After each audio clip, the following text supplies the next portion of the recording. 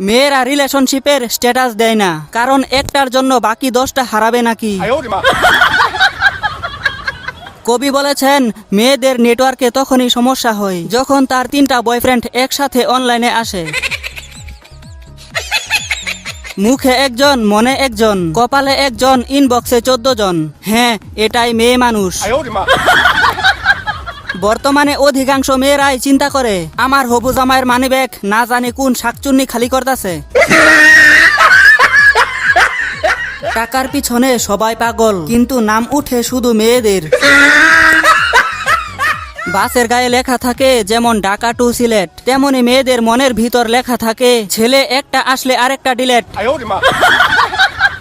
মেয়েদের একটা স্পেশাল গুণ আছে, তারা শুনে 2 লাইন, বুঝে 1 লাইন, আর কথা বাড়ায় 5 লাইন।